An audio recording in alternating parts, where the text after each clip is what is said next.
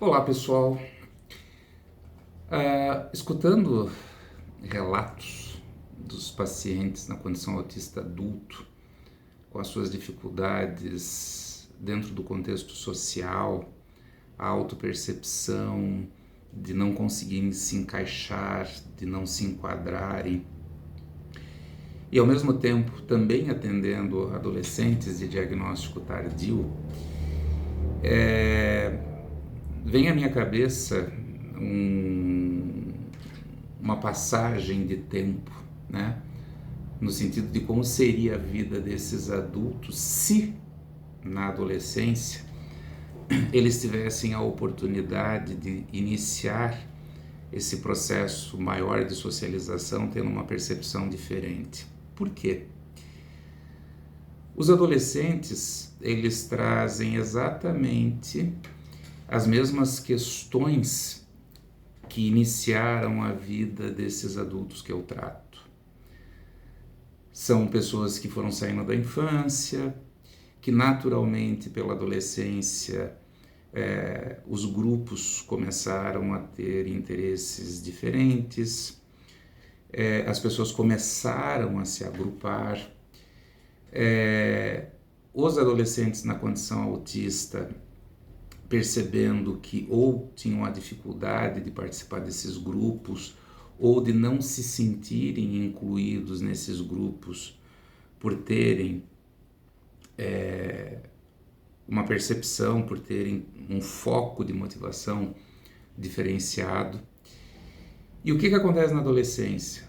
Quando você consegue trabalhar com esse adolescente uma construção cognitiva, né, em perceber e pensar sobre os fatos que vão acontecendo à sua volta, conseguindo, junto com ele, construir o que este adolescente pensa, como esse adolescente reage, como que aquele que é neurotípico também pensa e reage, e o porquê que eventualmente algumas diferenças evitam uma aproximação e uma inclusão, você consegue, como um resultado imediato, anular a autopercepção de ser estranho, de ser esquisito, de não atender à demanda desses grupos. E esse adolescente, ele começa então a construir dentro de si meramente uma definição de que ele simplesmente apresenta interesses diferenciados.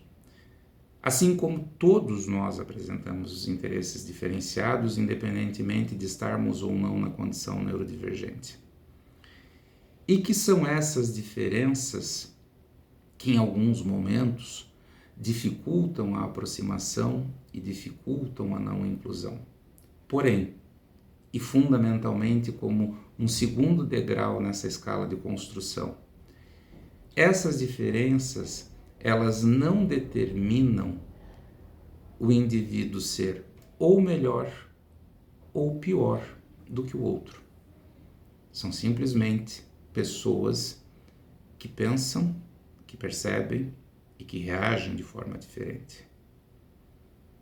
Além disso, você tem a possibilidade nessa adolescência de trabalhar com algumas habilidades sociais a fim de transformar essa distância num espaço menor ou num espaço bem menor, em que esse adolescente, ele talvez possa passar a ter a possibilidade de se aproximar de uma ou mais pessoas e sim conseguir construir o seu grupo por uma identificação ou mesmo pautado em diferenças, construir esse grupo através de um pilar de respeito. Ok, somos diferentes, mas nos complementamos.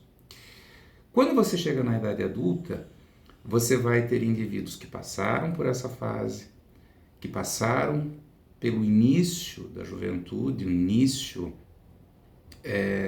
desse processo adulto, que muitas vezes já passaram ou pelo curso universitário ou pelo curso técnico, ou desistiram disso justamente pela dificuldade social, que estão no mercado de trabalho ou que estão fora justamente por essa dificuldade social, porém são indivíduos que internalizaram uma raiz muito mais fortalecida, uma crença muito mais sólida sobre a sua incapacidade de estar próximo do outro por ser diferente. Consequentemente, desqualificando as suas características, potencializando a sua auto-baixa estima e gerando uma resposta reativa no sentido de se afastar efetivamente do contexto social por acreditar piamente que não consegue. E aí o que acontece? Você precisa desconstruir uma estrutura cognitiva, uma forma de perceber e pensar. Você precisa aproximar desse adulto uma nova condição e uma nova possibilidade, para que a partir daí ele dê a si mesmo uma possibilidade de experimentar situações diferenciadas.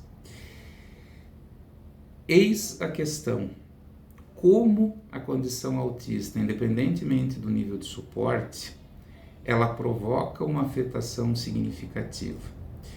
Eu tenho pacientes adultos, teoricamente, um nível 1 de suporte, porque tem uma cognição preservada, uma inteligência preservada, e muitos deles uma inteligência bem acima da média, porque falam, em que o prejuízo de aproximação do contexto social traz uma limitação de sobrevivência muito significativa, que é o fato do indivíduo não conseguir dar uma sequência à sua vida estudantil, ou que impede esse indivíduo de conseguir um trabalho e principalmente se manter num trabalho. E além disso, um indivíduo que tem uma séria dificuldade de realizar atividades de vida diária aleatórias, como ir numa padaria, ir num supermercado, porque ele vai precisar ter uma aproximação. E isso gera um nível de suporte 2, muitas vezes 3, para esse indivíduo. Então, duas coisas fundamentais, né? Quanto mais precoce se consegue realizar o diagnóstico, melhor para a qualidade do indivíduo.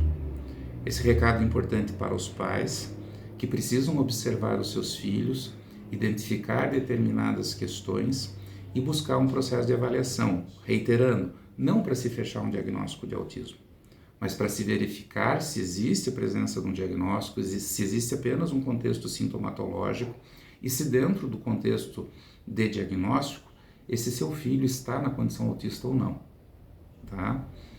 E segundo fator, que são as discussões sobre os níveis de suporte. Ter uma inteligência preservada e ter uma comunicação preservada não garante ao indivíduo uma condição de sobrevivência sem suporte de outro. Por quê? Pessoas que não trabalham, pessoas que não conseguem se manter no espaço profissional, elas não conseguem ter autonomia. E não tendo autonomia, ela vai precisar de outro. Ok? Um grande abraço.